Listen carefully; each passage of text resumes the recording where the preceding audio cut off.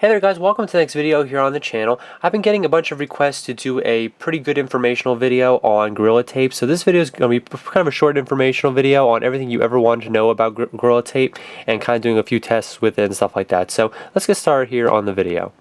Okay, so Gorilla Tape is nothing new. It's been around for a while. It's made by a company called Gorilla, which makes a whole bunch of other things like glues and adhesives and stuff like that. We'll talk about briefly where you can get it. You can get it at Walmart. They usually sell for about $6 for a 12-yard roll and about a little over $10 for a 35-yard roll. So it is a lot more expensive than normal duct tape. It is pretty much super duct tape, and it has a lot more adhesive to it and a lot more thickness just because of all the adhesives. So you can get it at Walmart. You can also get it at Lowe's and Home Depot. Pretty much any do-it-yourself hardware store will have it. So let's talk about some of the pros and cons of it, and I'll give you guys a little bit of a demonstration of how it works. Alright, so like I said before, it is extremely thick and it has a lot of adhesive on it. And if you take any duct tape and you kind of take it off the roll like this and you take a look at the actual adhesive, you can tell how thick it is and how much sticking power it has. If you look at Gorilla Tape, it's nothing but basically a giant just mat of pure adhesive, and that's where a lot of the thickness of the Gorilla Tape comes from. So I'll take a little bit of it off the roll here. It doesn't bend very well at all, so that's kind of what prevents it from making it really good for crafts.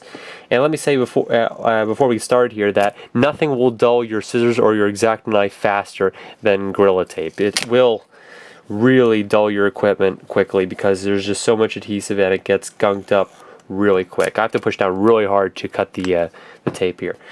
So sticking it together, it sticks to my rotary cutting mat really well, as you can tell here. I'm actually having to hold down the mat to get it up.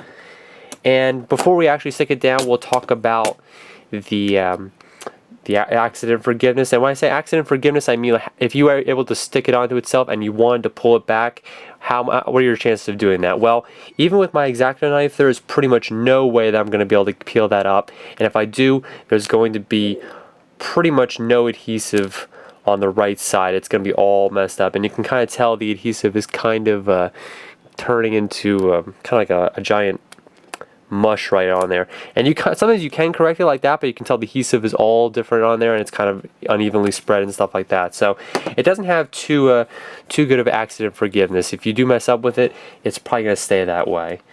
So let's stick these two together here, and then we'll talk about the thickness of it and how well it flexes. So I stuck these two together and these two strips, and we'll see how well it folds. So we're going to take it this way, and it really doesn't like to fold this way too well, and especially this is just two strips stuck together, but if you were making like a bifold wallet and you had one sheet and we're trying to fold it, it really doesn't work out too well. It kind of warps in a whole bunch of different ways. You can see the main crease right there, but then if you look over here, it's actually formed like a second crease because it's so thick and so rigid that it's trying to find another way to to bend, and that's what pretty much prevents it from making it a really good craft tape for like wallets and stuff like that. If you are making it for things that don't bend too much, like just like a sheet, like a bookmark, it's pretty much the only thing I can come up with. That will work fine because one giant sheet doesn't have to bend at all, like more or less like this piece here. But if you do make it into a wallet or a checkbook holder or something like that, anything where it has to bend, it doesn't work out too well for that. And if you do manage to break it and kind of break it into being bent, it doesn't really want to stay there, and then eventually you get a whole bunch of other warp lines and stuff like that on it as well. So here's a cell phone case that I made out of it a long time ago, like one of my first original cell phones, and it worked out pretty well simply because this creation doesn't really need to bend at all. You do have a kind of a wrapping thing on the bottom here for the bottom part so it doesn't fall out, but that's just a simple bend. It doesn't really have to flex too much. And it did work out pretty well. I'm kind of going to peel it back here so you can see just how much adhesive is in there. If you pull it back, you can kind of see all that adhesive just slowly coming up. That's just a small example of how much adhesive is really on there. It's very hard to pull off itself, even with the adhesive stuck on the regular back of it as well. Most duct tape, you'll be able to pull up against that really easily with duct tape sticky back onto its regular back, but Gorilla Tape even has a lot of trouble trying to get that up.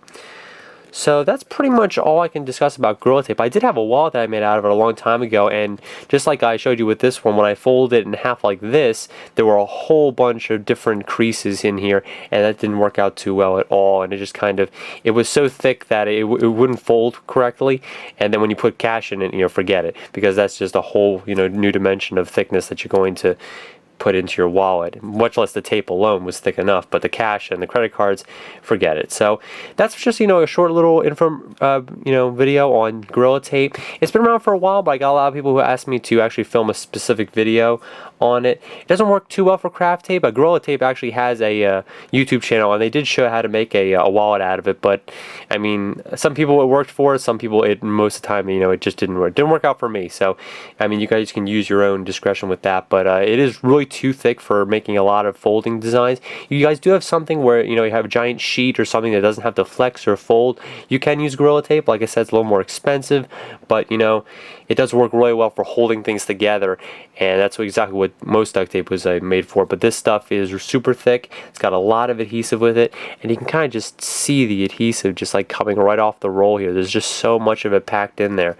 So that's just a little info video on Gorilla Tape. Hope you guys enjoyed the video, and I'll catch you guys next time on the channel.